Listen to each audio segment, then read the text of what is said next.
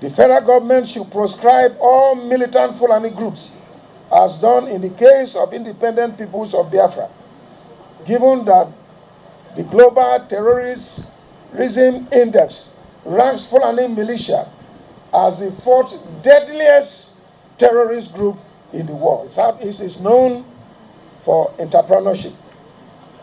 If only the federal government had supported entrepreneurship development in the region, millions of youth would have been gainfully employed.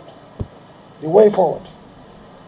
The menace of insecurity in the East and other parts of the country can only be successfully addressed when we all set aside sentiments and confront the monster.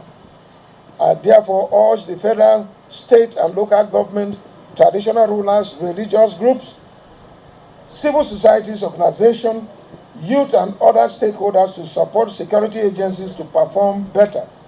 Security is everyone's business. Government at all levels should take aggressive steps to address the problem of youth unemployment. There must be concerted efforts at job creation and youth empowerment using the private sector to provide employment to young Nigerians. This is one sure way to reducing youth restlessness.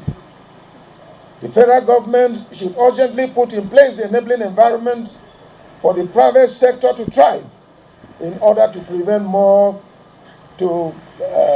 industries from folding up. Government policies ought to be friendly to boost private sector participation. The federal government should, as a matter of honesty and urgency, respect the federal character principle and marginalization and injustice in form of appointments and development projects. The federal government should also implement the National Livestock Transformation Plan that was adopted by the National Economic Council.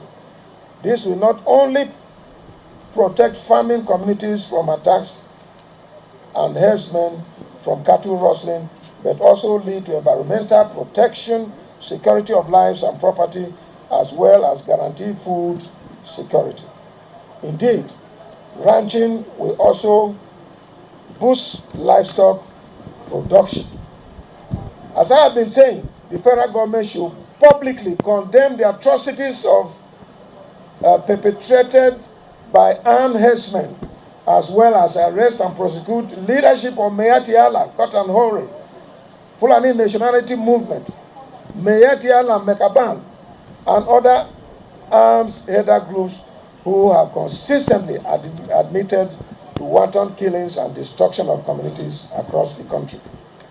The federal government should proscribe all militant Fulani groups, as done in the case of Independent Peoples of Biafra, given that the Global Terrorism Index ranks Fulani militia as the fourth deadliest terrorist group in the world. The federal government should also urgently convene a national dialogue of all ethnic nationalities to address concerns being expressed by Nigerians.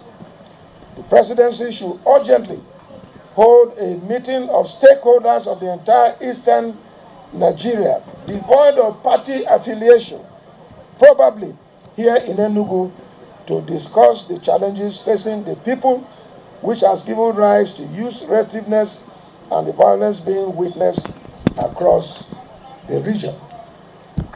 The federal government should listen to patriotic calls from Nigerians and address the worsening insecurity, injustice, marginalization, poverty, hunger, unemployment, and inflation to be able to end agitation across the country.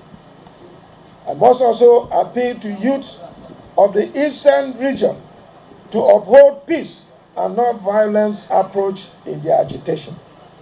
I believe that non-violence model is a better option and it has worked in other parts of the world. I equally appeal to youth to cease further destruction of federal government structures in the region.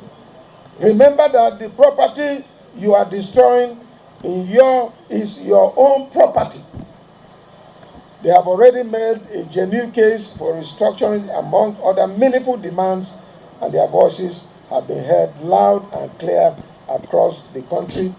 Courage is not just the absence of fear, but courage is the mastery of fear. And courage is resistance to fear. It is therefore my very rare honor, Your Excellency, sir. High point of the event was the presentation of award for courage in the emancipation of his people.